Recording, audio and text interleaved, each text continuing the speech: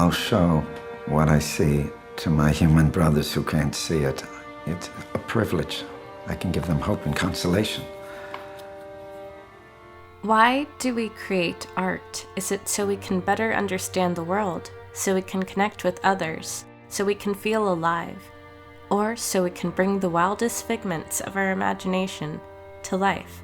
Well, depending on who you ask, that answer will vary, and Blue Period by Tsubasa Yamaguchi seeks to give various art club students answers to that question. The story follows Yatori, a high school student, but despite his perfect grades and having tons of friends, he still can't shake the terrible emptiness he feels inside, until one day he walks by his school's art room and a beautiful painting catches his eye, and finally ignites a passion in him. He decides that he wants to pursue art and aims to be admitted into one of the most competitive art schools in Japan, and that road is a tough one. Now, it's very rare for a story to resonate with me on a molecular level, but every once in a blue moon, a story comes along that's so relatable that it hits too close to home.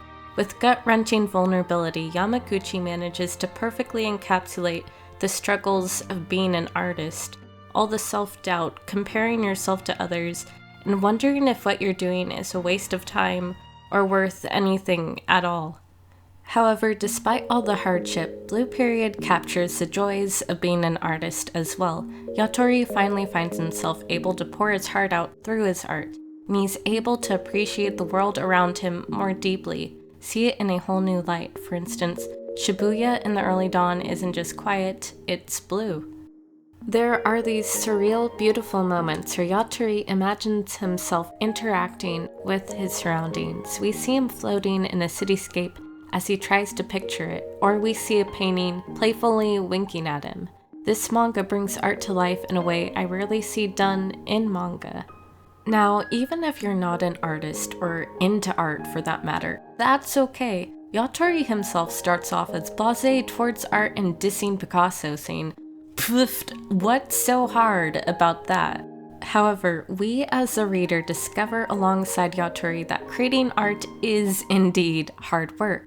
It's a technical process, and Yamaguchi highlights this by breaking down and explaining various art techniques and theories throughout the story. So fair warning here, the first volume is exposition heavy, but for good reason. Not only does this make the manga more accessible to non-artists, but it also helps to hammer in the point that art doesn't just take raw talent, but it's the accumulation of countless hours of study, practice, and hard work as well. And likewise, in the spirit of showcasing the effort put into making art, I think it's cool that the mangaka credits the different background artists who helped with Blue Period. Now correct me if I'm wrong, but this is a rare behind-the-scenes glimpse.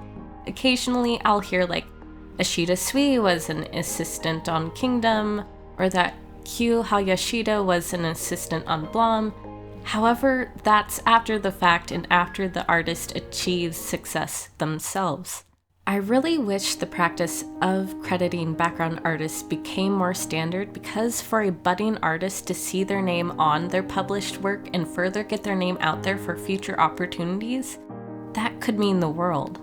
Overall, Blue Period is an ode to art and those who make it. It's a poignant and emotionally driven coming-of-age story about high schoolers finding and pursuing their dreams.